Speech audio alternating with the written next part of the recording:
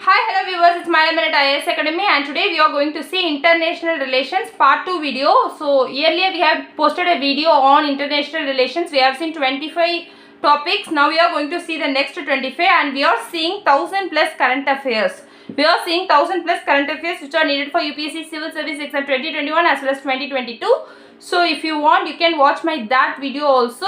So now let's get started. The first thing is Tibetan Policy and Support Act. The Tibetan Policy and Support Act, it is a policy of USA actually. So they might ask question like the Tibetan Policy and Support Act which was recently seen in news is a policy of dash. Actually, it is a policy of USA and it is a federal law and it is relating to succession of Tibetan Buddhist leaders. This policy says that the succession of Tibetan Buddhist leaders, including the succession of Dalai Lama, should be solely left to the Tibetan Buddhist leaders to decide and the Chinese government should not interfere. That is Tibetan Policy and Support Act. So the two main things which you should remember is Tibetan Policy and Support Act is a policy of USA and it is a federal law. It is a federal law, it is a policy of USA and this policy deals about the succession of Tibetan Buddhist leaders including Dalai Lama. These are the most important things which is relating to Tibetan Policy and Support Act. Then we have UNCTAD. UNCTAD is nothing but United Nations Conference on Trade and Development. United Nations Conference on Trade and Development is established in 1964. It is established in 1964 and it is a part of UN Secretariat.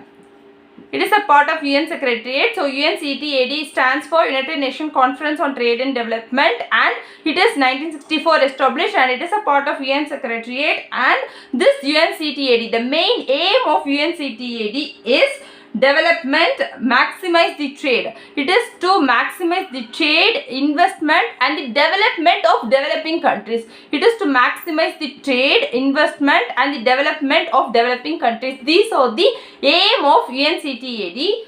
Then UNCTAD has given something called as Investment Trends Monitor. The Investment Trends Monitor which is given by UNCTAD shows the foreign direct investment growth in the world.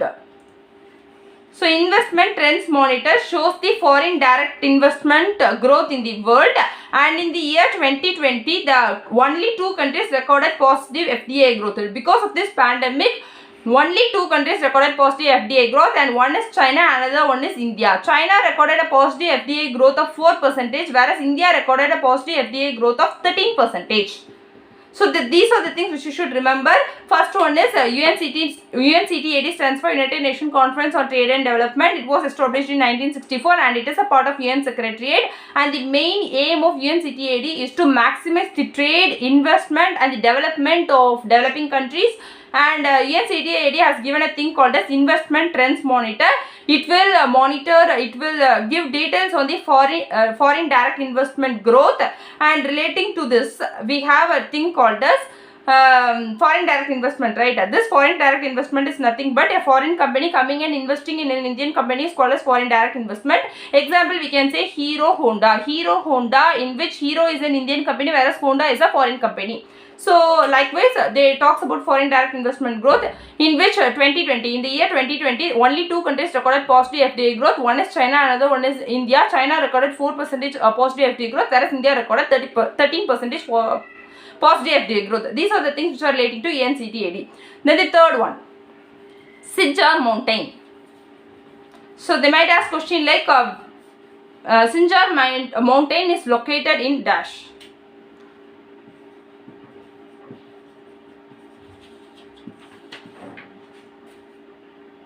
So Sinjar Mountain is located between Iraq and Syria. It is located in Iraq and Syria and the lower and the western segment lies in Syria. Sinjar Mountain lies in Iraq and Syria and the lower and the western segment lies in Syria and it is a 100-kilometer long mountain and it runs from east to west. And it is recorded sacred by Yazidis. These are the important points regarding Sinjar Mountains. So Sinjar Mountains, the first point is it is 100 kilometers long. Second point, it runs from east to west and it lies in Iraq and Syria. The western lower segment lies in Syria and it is recorded sacred by Yazidis. These are the points which are relating to Sinjar Mountains. And then we have Brent Crude.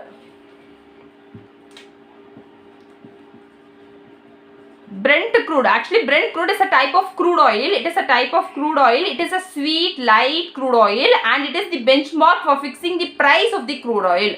It is a benchmark for fixing the price of the crude oil, and it is found in the North Sea. It is found in the North Sea of the coast of UK and Norway. These are the important points which are relating to Brent crude. So the thing is, Brent crude is a type of crude oil, and it is sweet and light, and it is found in North Sea of the coast of UK and Norway, and it is the benchmark for fixing the price of the crude oil, and it is more than half of the crude oil that is traded internationally. So these are the points which are relating to Brent crude. Then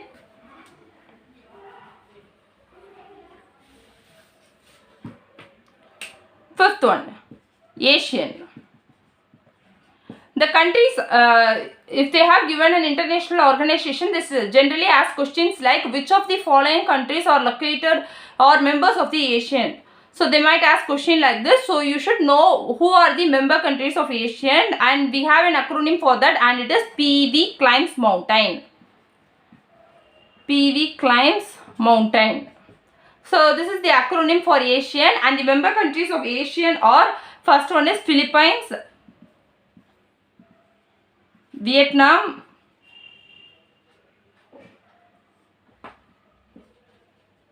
Cambodia, Laos, Indonesia, Malaysia,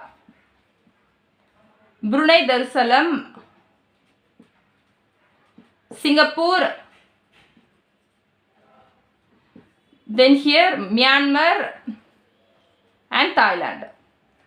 These are the countries in ASEAN. So the countries in ASEAN are PVCLIMBSMT, which means there are 10 countries in ASEAN, and those are Philippines, Vietnam, Cambodia, Laos, Indonesia, Malaysia, Brunei Darussalam, Singapore, Myanmar and Thailand. So it is PV climbs mountain. These are the countries which are located in ASEAN. And then we have Maitri Setu. What is this Maitri Setu? 6. Maitri Setu is a friendship bridge. Maitri Setu is between India and Bangladesh. It is between India and Bangladesh, and it is called as India-Bangladesh Friendship Bridge. And this bridge is over Feni River. Feni River is a transboundary river which runs between India and Bangladesh. It is in this Maitri Setu is in Tripura.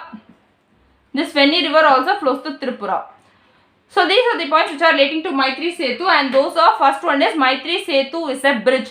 Maitri Setu is a bridge that connects India and Bangladesh. Maitri Setu is also called as India-Bangladesh Friendship Bridge, and this Maitri Setu is over Feni River. Feni River flows through South Tripura. Feni River is a transboundary river which runs through Bangladesh as well as India, and this Maitri Setu is in Tripura. These are the points which are relating to Maitri Setu. Then we have BIMSTEC.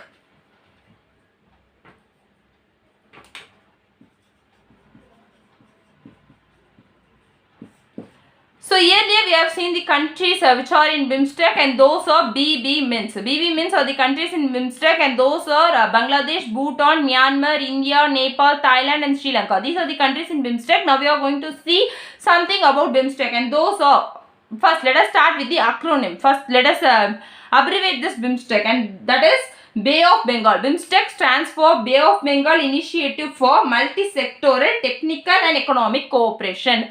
Bay of Bengal Initiative for Multi-Sectoral Technical and Economic Cooperation. That is BIMSTEC. So BIMSTEC contains 7 states, and those are Bangladesh, Bhutan, Myanmar, India, Nepal, Thailand and Sri Lanka. It contains 7 littoral states and adjacent states of Bay of Bengal. It contains littoral states and adjacent states of Bay of Bengal. Therefore, it constitutes a regional unity. And this BIMSTEC, it is a sector-driven organization. So this is BIMSTEC is a sector-driven organization, and it focuses on sectors like agriculture, public health, counter-terrorism, poverty alleviation, culture, environment, etc. It focuses on these sectors. Sectors like agriculture, public health, environment, culture, counter-terrorism, etc. And BIMSTEC is not an FTA. It is not an FTA. FTA means for free trade agreement. So BIMSTEC is not a free trade agreement, but a BIMSTEC free trade agreement is under negotiation. It is under negotiation. And it came into being through Bangkok Declaration in 1997. So these are the points which are relating to BIMSTEC. First is BIMSTEC abbreviation is Bay of Bengal Initiative for Multi-Sectoral Trade, Technical and Economic Cooperation. Bay of Bengal Initiative for Multi-Sectoral Technical and Economic Cooperation, and the countries in BIMSTEC is 7, and those are BB means Bangladesh, Bhutan, Myanmar, India, Nepal, Thailand and Sri Lanka. And out of the 7 countries, 5 is from South Asia and 2 is from Southeast Asia. The countries from Southeast Asia is Myanmar and Thailand. Myanmar and Thailand is from Southeast Asia, and the rest of the countries are from South Asia. And it is a sector-driven organization. It focuses on sectors like public health, then poverty alleviation, counter-terrorism, agriculture, environment, etc. And it is not a free trade agreement, but a BIMSTEC free trade agreement is under negotiation. It is not a free trade agreement, but BIMSTEC free trade agreement is under negotiation. It came into being through Bangkok Declaration in 1997. So these are the points which are relating to BIMSTEC. And then we have Generation AI. Generation AA. Generation AA is an initiative of, they can give question like Generation AA is an initiative of dash. So Generation AA is an initiative of UNICEF, and now this Generation AA is working with World Economic Forum for the 4th Industrial Revolution. So these are the 2 points which are relating to Generation AA. Simple. So AA stands for Artificial Intelligence. So Generation AA, it is an initiative of UNICEF, and now it is currently working with World Economic Forum for the 4th Industrial Revolution. We have 4 Industrial Revolution. First Industrial Revolution is by coal discovery. Second Industrial Revolution is by discovery of motor vehicles and cinema and television. And the 3rd Industrial Revolution is by discovery of nanotechnology, robot and drone. And the 4th Industrial Revolution is by the discovery of artificial intelligence, IoT and computerization of industries. Now we are in the 4th Industrial Revolution, and this Generation AA works with is currently working with the World Economic Forum for the 4th Industrial Revolution, and it is an initiative of UNICEF. These are the points which are relating to Generation AI.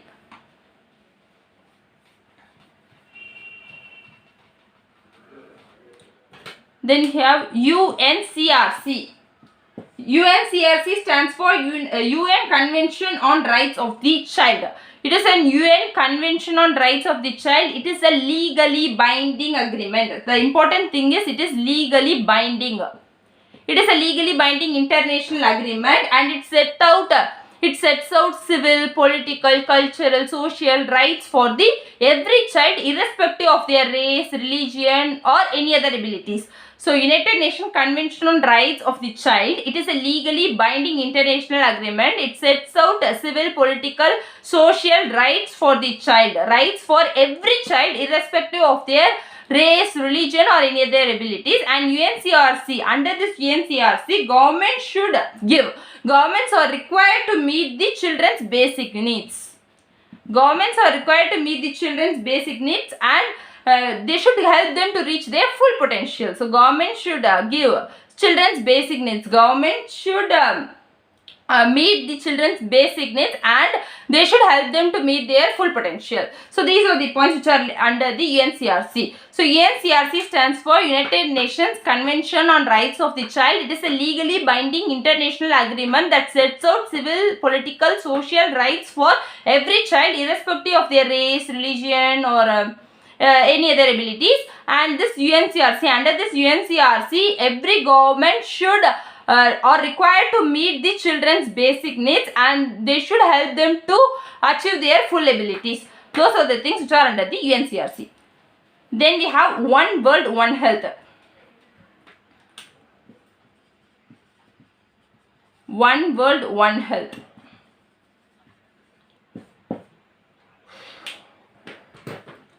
One World, One Health. Actually, it is this One World, One Health. It is a strategic framework for reducing the risk of infectious diseases. It is for reducing the risk of infectious diseases at human and animal interface. there are certain diseases which will transmit from the human to the animals. Example, during this pandemic also, lions got infected. So actually lions got infected through humans.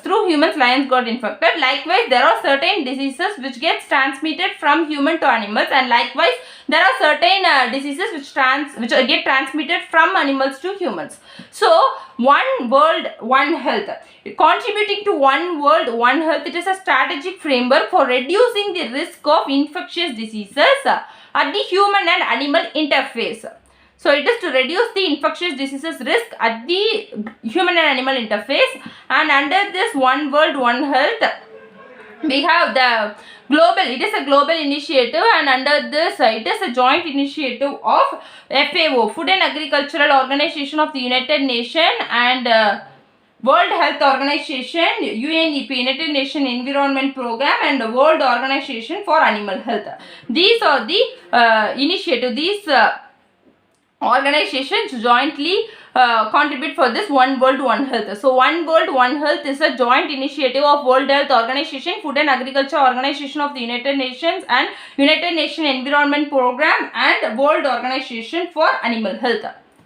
So these are the points which are relating to one world, one health. Non-refoulement policy.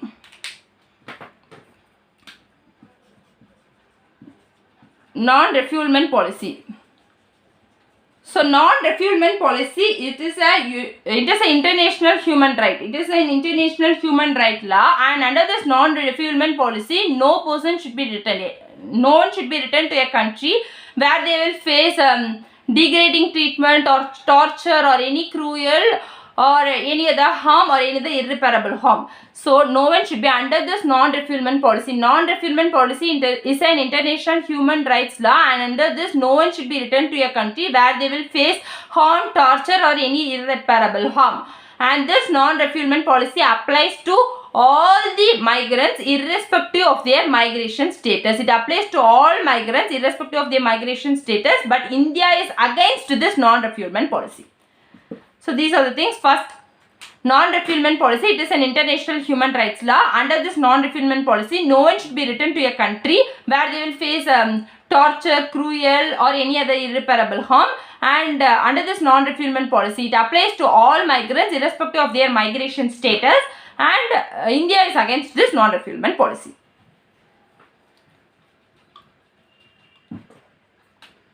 CORE.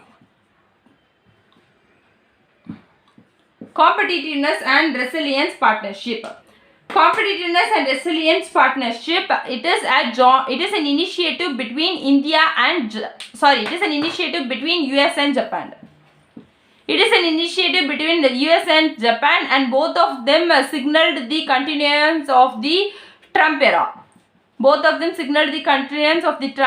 Which means they have planned to put pressure on China for economic reforms. So the thing is, they plan to put pressure on China to reform their economic practices. Their economic practices include the China's economic practices. They mean the violation of IPR, violation of intellectual practices, and the forced transfer of technology, and also giving subsidies that affect the international trade. So these are the things they mention. So CORE is Competitiveness and Resilience Partnership. It is a joint initiative between US and Japan. It is an initiative between US and Japan. In both the sides signaled the continuance of Trump era, which means they plan to put pressure on China to reform their economic practices. Reforming their economic practices, which means the economic practices which they mean is violating the intellectual property rights and forced transfer of technology, and also subsidies that China give for their products which are distorting the international trade. And under this CORE, they also mentioned secure 5G and building digital infrastructures for the developing countries. Building digital infrastructures for developing countries are also mentioned in Competitiveness and Resilience Partnership. So Competitiveness and Resilience Partnership is by US and Japan. It signaled the continuance of Trump era policy to put pressure on China, and to reform their economic practices. They mean their economic practices as violation of IPR, forced transfer of technology, subsidies that disturb the international trade, and in this competitiveness and resilience partnership, they also mentioned secure 5G and building digital infrastructure for the developing countries. And Bandung Conference. So Bandung Conference, it is the first large-scale Afro-Asian summit. It is the first large-scale Afro-Asian summit. It was held in 1955. It was held in a place called as Bandung. It was held in a place called as Bandung in West Java in Indonesia. It was held in a place called Bandung in West Java in Indonesia. And in this Bandung Conference, it was an Afro-Asian conference for economic cooperation and cultural cooperation. And it was this Bandung Conference is for economic cooperation and cultural cooperation of the Africa and Asia, and to oppose the colonialism and neo-colonialism of any other countries. This was formed in 1955, and during that period, the Asian states and the African states which newly got independence participated, and it was the first step towards non-alignment movement. So the things in Bandung Conference is the first large-scale Afro-Asian summit, and it was held in 1955 in a place called as Bandung. Bandung is in West Java in Indonesia, and in this Bandung Conference, both Asian states and African states which newly got independence participated, and it is to promote the cultural cooperation and economic cooperation and to oppose colonialism and neo-colonialism by any other nation. And the first India-Africa Summit. The first India-Africa Summit was held in New Delhi in 2008. In 2008 only, first India-Africa Summit. So 1955, first large-scale Africa-Asia Summit. But in 2008, first India-Africa Summit in New Delhi. So Bandung Conference is the first step towards non-alignment movement also.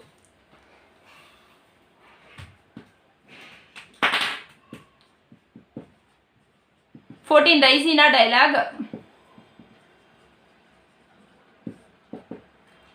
So Raisina Dialogue is a multilateral conference.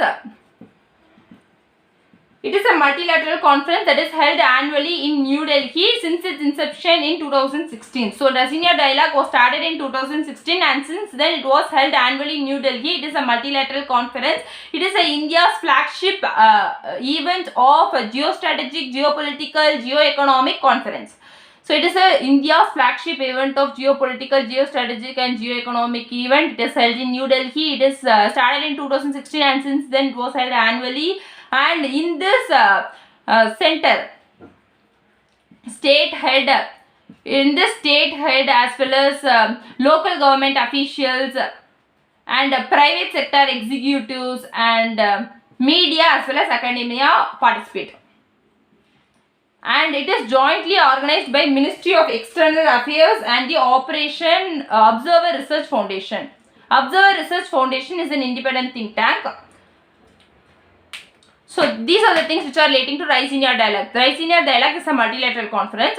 It was started in 2016, and since then it was held annually in New Delhi, and it was jointly organized by Ministry of External Affairs and Observer Research Foundation. Observer Research Foundation is an independent think tank, and this Rise in Your Dialogue is an annual flagship event of India,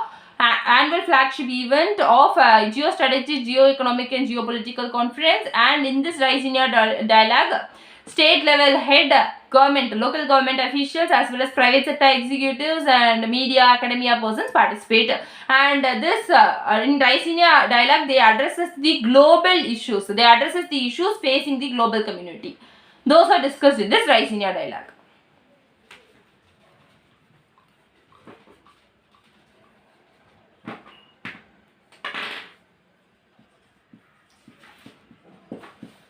IOSIS. IOSIS stands for Alliance of Small Island States.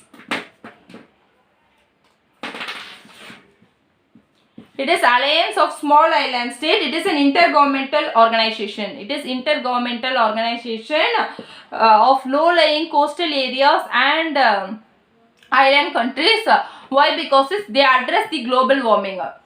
Actually, the main aim of this IOSIS is to consolidate the voice of the small developing island states and to fight against global warming, and they also partner with the UNDP. They partner with UNDP and the European Union to effectively bring negotiations to effectively influence the negotiations in climate negotiations. And they also negotiate for cutting greenhouse gas emissions. So why they do all these things is the island countries and the coastal states, the low-lying coastal states are the one which will first get affected because of this global warming. Why? Because it's because of the global warming, the sea level will rise. If the sea level get rise, the small low-lying coastal areas as well as the small island countries will get submerged under the ocean, and because of this they are fighting against global warming, and they are also getting partner. They are also partnering with UNDP and European Union to effectively influence the climate negotiation, and they are also fighting to they are also negotiating to cut the greenhouse gas emissions. So it is an intergovernmental body of low-lying coastal. It is an intergovernmental body of low-lying coastal areas and small island states. It is to consolidate the voice of small developing island states. So those are the things which are relating to IOCs.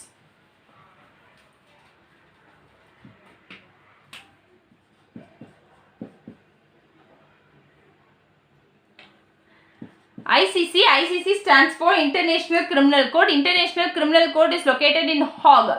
International Criminal Code, it is the first permanent treaty-based international criminal code, and it is the last resort for the prosecution of genocide, war-related crimes, and crimes against impunity. So ICC is International Criminal Court. It is located in Hague, and it is the first treaty-based permanent international criminal court which was created. It was the last resort for the fight against genocide, war crimes, and crimes against impunity. And this International Criminal Code, it has two major disadvantages. The two major disadvantages of International Criminal Code is it lacks universal jurisdiction. It lacks universal jurisdiction, and also USA is not member of this. So it lacks universal jurisdiction means it can investigate and prosecute crimes only within the member states, or the crime should be committed by the nationals of the member states, or the crime should be referred by the United Nations Security Council to the International Criminal Court. So the fact is, International Criminal Court is situated in Hague, and it is the first permanent treaty-based international criminal court. It is the last resort for prosecution of genocide, war-related crimes, and crimes against impunity. But there are two main disadvantages of ICC. One is it lacks universal jurisdiction, which means that it can investigate and prosecute crimes only within the member states, or it can investigate if the crime is committed by the nationals of the member states, or the crime is referred to them by the United Nations Security Council. And another disadvantage is USA is not member of this court. USA is not member of this court, and the founding treaty for this ICCC is Rome Statute. Rome Statute is the founding treaty for this ICC, and under this Rome Statute, it was signed in 2002. It entered into force in July 1, 2002, but many countries never signed or acceded to this to this Rome Statute. So there are many countries which do not come under this International Criminal Court. USA is also not a member of this criminal court, and it gets the funds which it gets is generally from the contributions of its member states, and it also gets some voluntary contribution. Member states also contributes, and it also gets voluntary contribution. These are the things which are relating to International Criminal Court. And the things which are relating to International Criminal Court, let us see a quick recap. First, it is located in Hague, and it is the first permanent treaty-based International Criminal Court. It is the last resort for prosecution of genocide, crimes against impunity, and it lacks universal jurisdiction. The important disadvantage, it lacks universal jurisdiction, and it can't investigate. It can investigate only the crimes which are committed within member state, or the crimes which are committed by the member state nationals, or if the crime is referred to them by the United Nations Security Council. And another disadvantage is USA is not member of the court, and it entered into force. The founding treaty is Rome Statute, which came into force in 2002, but many countries never signed or acceded to this Rome Statute.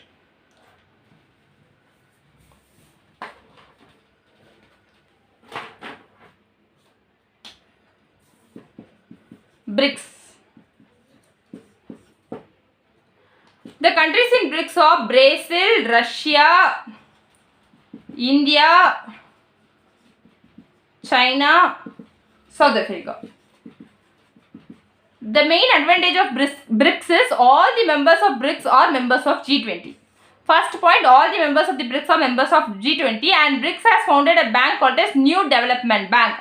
New Development Bank is a multilateral development bank which is operated by the BRICS countries, and the initial capital for this New Development Bank was given by all the BRICS countries equally. All the BRICS countries equally contributed for the initial capital of this New Development Bank, and this New Development Bank was earlier called as BRICS Development Bank, and because each of them contributed equally, right? So each has one vote and no one will have any veto power. In this New Development Bank, each has one vote and no one will have any veto power. These are the things which are under BRICS. The countries in BRICS are Brazil, Russia, India, China and South Africa. All the members of BRICS are members of G20, and BRICS has founded a bank called as NDB New Development Bank. Under this New Development Bank is earlier called as BRICS Development Bank, and under this New Development Bank, each country has contributed equally for the initial capital. Therefore, each country will have one vote and there will be no veto powers. So these are the things which are under BRICS.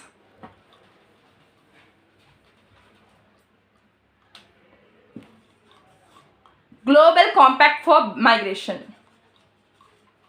So Global Compact for Migration, it is a first internationally negotiated agreement which deals about all the dimensions of the international migrations. So the Global Compact for Migration is an internationally negotiated agreement which deals about all the aspects of international migration. It comes under the auspices of the United Nations. So it comes under the United Nations. So it is an UN-led agreement. It is the first UN-led agreement to deal with all the dimensions of the international relations, and this Global Compact for Migration is a non-legally binding agreement. That is one important thing. It is a non-legally binding agreement. So we have seen UNCRC. UNCRC is a legally binding one, whereas this Global Compact for Migration is non-legally binding. So this Global Compact for Migration is a intergovernmentally negotiated agreement which discusses about all dimensions of international migration. It is led by UN. So it is under the auspices of United Nations, and it is a non-legally binding agreement. So these are the 3 points which are relating to Global Compact for Migration. And then we have TRIPS waiver. Now US has said US has declared that it will support TRIPS waiver. TRIPS waiver is nothing but TRIPS is an agreement which is under the WTO. WTO stands for World Trade Organization. Under this we have many agreements, and one is TRIPS. TRIPS stands for trade related aspects of intellectual property rights. Under this we have patent, geographical indication and many other stuffs. There is a TRIPS waiver which is announced for the vaccine. For this vaccine, TRIPS waiver is announced by the US has declared support for the TRIPS waiver. Under this, if there is a TRIPS waiver, the main thing is we will be escaped from the WTO obligations. We will be escaped from the WTO obligations, but the disadvantages of the TRIPS waiver is TRIPS waiver does not mean that the pharmaceutical companies should transfer the technology. TRIPS waiver does not mean that the pharmaceutical companies should transfer their technology. So the pharmaceutical companies cannot transfer their technology. They may or may not transfer the technology. So what should be done is the domestic IP regulations should be changed. The domestic IP regulations will be in force even if TRIPS waiver is done by the World Trade Organization. The domestic IP regulations will be in force. Therefore, the domestic legal framework should be changed to enforce this TRIPS waiver. So these are the things. First one is US has declared support for the TRIPS waiver in the World Trade Organization. Under World Trade Organization, we have TRIPS agreement. TRIPS agreement is trade-related intellectual property rights, which deals about the IPR, intellectual property rights like copyright, patent and geographical indication and all that. So it has said TRIPS waiver for this vaccine, and under this, if there is a TRIPS waiver, the countries will escape from WTO obligation, but it doesn't mean that the pharmaceutical companies should transfer the technologies. They may or may not transfer the technologies. So what should be done is the domestic IP regulation should be changed to operationalize and make use of this TRIPS waiver. And then we have oil import. Relating oil import, India is the third largest importer of oil. India is the third largest importer of oil in the world, and India's largest oil. India largely export from Iraq. So Iraq is the largest share of India's oil importer. And these are the two main things. First, India is the third largest importer of oil. Second, Iraq is the contributes the largest share of oil imports. Iraq is in first position. Then WHO Executive Board. WHO Executive Board is a decision making body. There are two decision making body under WHO. Under WHO we have two decision making bodies. One is WHO Executive Board. Another one is WHA, World Health Assembly. Under this WHO Executive Board, there are 34 members. These members are technically qualified in the field of health, and they are elected for a period of 3 years. And apart from this 34 members, we have a chairman. The WHO's executive chairman post is recently held by India. Now the post is held by India. The post will be held in the chairman's post for the WHO's executive board will be held in a rotational basis. It is held in a rotational basis for 1 year. 1 year for each regional groups. There are 6 regional groups under the World Health Organization Executive Group. There are 6 regional groups. One is African region, then region of America, and Southeast Asia region. Southeast Asia region under which India is existing. So India is under the Southeast Asia region. Then we have European region, Eastern Mediterranean region, and Western Pacific region. These are the regions under the WHO Executive Board. So these are the things. First, WHO Executive Board is a decision making body. There are two decision making bodies in WHO. One is WHO's Executive Board, and the other one is World Health Assembly. Under the WHO Executive Board, we have 34 members. The 34 members will be qualified in the field of health, and they will be selected for a period of 3 years, and their term is 3 years. And we have a chairman for this WHO's Executive Board, and India is currently holding the chairman's post. The chairman post will be given in a rotational basis for a period of 1 year for all the 6 regional groups. There are 6 regional groups. First one is African region, region of America, Southeast Asia region, European region, Eastern Mediterranean region, and Western Pacific region. These are the regions which are under the WHO Executive Board. Then we have OPEC. OPEC stands for Organization for Petroleum Exporting Countries. Organization for Petroleum Exporting Countries. Under this we have certain member countries. The member countries are Cargill, G, Vainus. These are the member countries of OPEC, and those are Kuwait, Algeria, Republic of Congo, Gabon, Iran, Libya, Equatorial Guinea, Venezuela, I guess, Angola, Iraq, Nigeria, UAE, and Saudi Arabia. These are the member countries of OPEC. OPEC stands for Organization for Petroleum Exporting Countries. Under OPEC, we have Kuwait, Algeria, Republic of Congo, Gabon, Iran, Libya, Equatorial Guinea, Venezuela, Angola, Iraq, Nigeria, UAE, and Saudi Arabia. These are the countries which are under the OPEC, Organization for Petroleum Exporting Countries.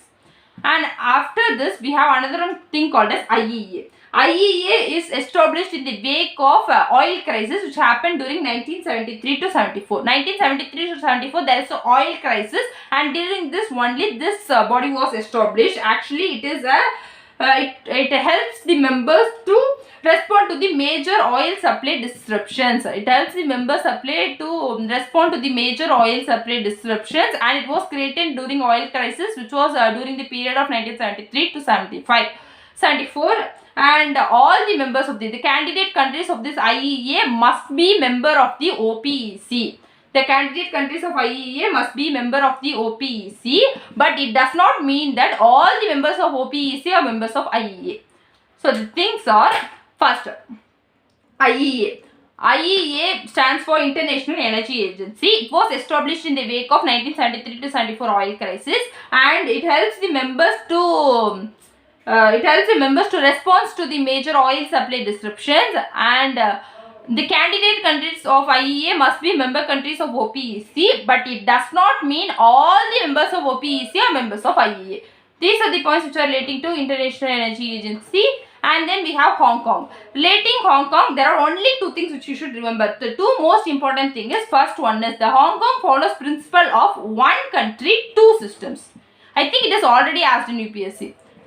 The Hong Kong follows a principle of one country, two systems, and it is formerly a British colony, but it is handed over to the mainland China in 1997.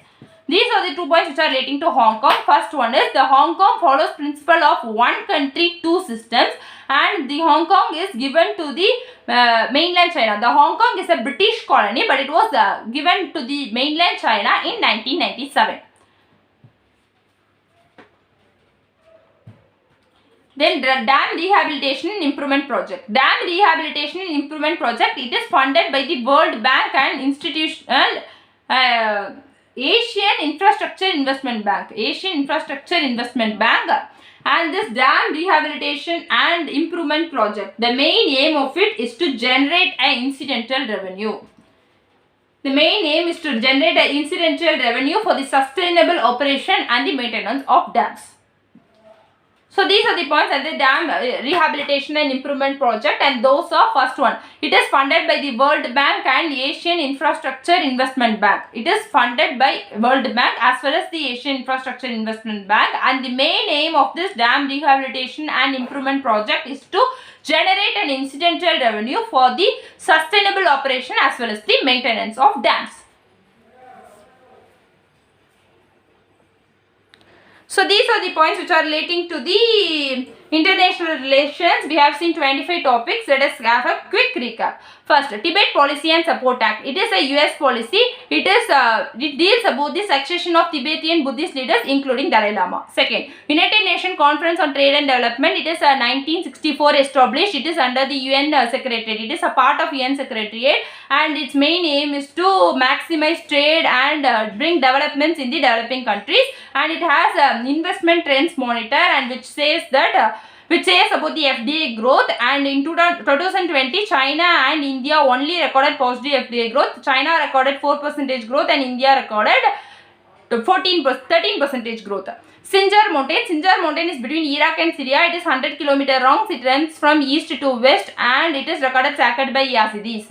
Then Brent Crude is a type of crude oil, and it is found in the North Sea of the coast of UK and Norway, and this Brent Crude is light, sweet, and it is used as the benchmark for fixing the price of the crude oil.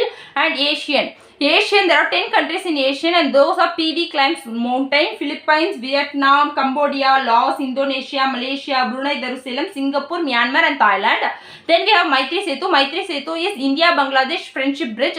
It is a friendship bridge, India-Bangladesh Friendship Bridge, and it is over the Feni River. And Feni River is a transboundary river which runs between the Bangladesh and India. Then we have BIMSTEC. BIMSTEC stands for Bay of Bengal Initiative for Multi-Sectoral Technical and Economic Cooperation. It contains 7 states. BB means Bangladesh, Bhutan, Myanmar, India, Nepal, Thailand, and Sri Lanka. These 7 states are littoral states and adjacent states of the Bay of Bengal. Therefore, it constitutes a regional unity. And under this BIMSTEC, it is not a free trade agreement. It is a sector-driven organization, and it focuses on sectors like public health, agriculture, and poverty alleviation, environment, culture, etc. And it is formed through Bangkok Declaration in 1997. Came into being through Bangkok Declaration in 1997. And Generation A. Generation A is an initiative of UNICEF, and now it is working with World Economic Forum for the 4th Industrial Revolution. We have 4 Industrial Revolutions.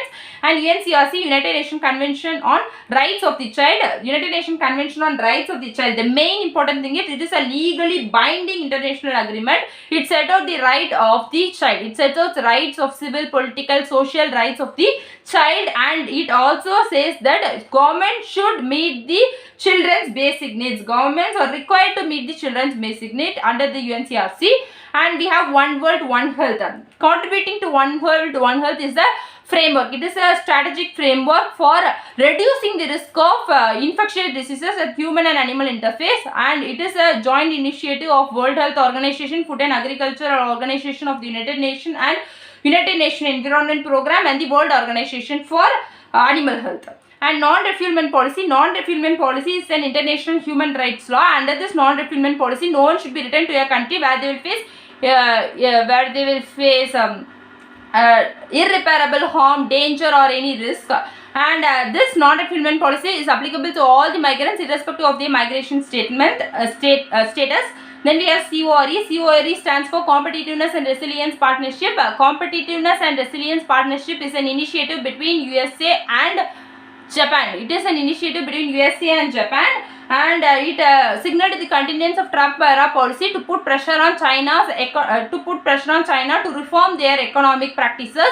They mean the economic practices like violating the IPR, forced technology transfer, and subsidies that will distort the international trade.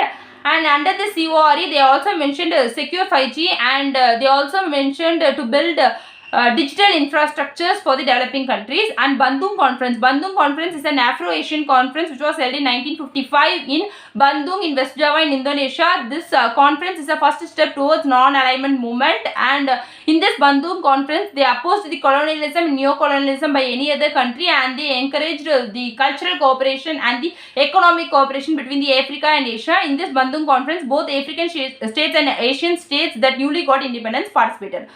And Raisina Dialogue, it was started in 2016. Since then, it was annually held in New Delhi. It is a multilateral conference. It speaks about the challenges facing the global community, and it is an India's flagship event of geostrategic, geoeconomic, and geopolitical and all that. This Raisina Dialogue is jointly held by the Ministry of External Affairs and the Observer Research Foundation. Observer Research Foundation is an independent think tank. Both of them make this. It is a joint initiative of both of them. And this Raisina Dialogue, the heads of the state, local government officials, private executives, as well as media and academia can participate. Then IOSIS. IOSIS stands for Alliance of Small Island States. It is an intergovernmental organization of the low-lying coastal areas and the small island states. And in this, they put together the voices of the small island states, and they fight against global warming. They join with the UNDP and European Union to effectively influence the climatic negotiation, and they also negotiate to cut greenhouse gas emissions, because small island states are the first one which is going to get affected by the climate change. And ICC, International Criminal Court, it is situated in Hague, and the main disadvantages of ICC is it lacks universal jurisdiction, and it can investigate and prosecute crimes only within the member states, or if the crime is committed by the member state nationals, or if the crime is referred to them by the United Nations Security Council, and it gets funding from the member state, and it also gets voluntary contributions. And USA is not a member of the court, and Rome Statute is the founding treaty for this ICC. Rome Statute came into force in 2002. Many countries have now not signed or not acceded to this Rome Statute. And BRICS countries of Brazil, Russia, India, China, and South Africa. BRICS countries has founded a bank called as New Development Bank, which is earlier called as BRICS Development Bank, and each country is contributed equally for its initial capital, and therefore each has one vote, and no one has veto power, and all the BRICS members are members of the G20. And Global Compact for Migration, it is a non-legally binding one, and it is the first intergovernmentally negotiated treaty which deals about all the dimensions of the migration, and it is a UN-led one. It is under the auspices of the United Nations. And TRIPS waiver, US has declared its support for the TRIPS waiving to the World Trade Organization. TRIPS is trade-related aspects of intellectual property rights. By TRIPS waiving, it doesn't mean that that there will be a transfer of technology. So pharmaceutical companies are the one who is going to decide the transfer of technology. So for making this TRIPS waiver effective, all countries should make a domestic IP regulation, should make changes in the domestic IP regulations. And relating oil import, India is the third largest importer of oil, and Iraq is the largest share in importing oil. In our imported oil, Iraq holds the largest share, and whose executive board, who has two decision making bodies. One is WHO Executive Board, and another one is World Health Assembly. In WHO Executive Board, it has 34 members, and they are from the field of health, and it has a chairman. The chairman post is recently held by India. It is held by India, and the chairman post will be held in a rotational basis to all the countries, and it has 6 regional groups. Each group will have for one time, and we have OPEC. OPEC stands for Organization for Petroleum Export Countries, and under which we have Cargill G-Venus, which means we have Kuwait, Algeria, Republic of Congo, Gabon, Iran, Libya, Equatorial Guinea, Venezuela, Angola, Iraq, Nigeria, UAE, and Saudi Arabia. And IEA is International Energy Agency. International Energy Agency was established during the oil crisis in 1973 to 74. There are 13 members in this, and IEA contain all the candidate members of IEA must be member of OPEC, but this doesn't mean OPEC, all the OPEC members of IEA. Doesn't mean all the members of OPEC are members of IEA. And then we have Hong Kong. Hong Kong holds a principle of one nation, two systems, and it is a British colony which was handed over to mainland China in 1997. Then we have Dam Rehabilitation and Improvement Project. This project is funded by the World Bank and Infrastructure Investment Bank, and the main aim of this dam rehabilitation improvement project is to establish a incidental revenue. It is to establish incidental revenue for the sustainable growth and maintenance of the dams. These are the things which we have seen in this video. We will be posting videos regularly, so subscribe to My Lemonade IAS Academy. Thank you.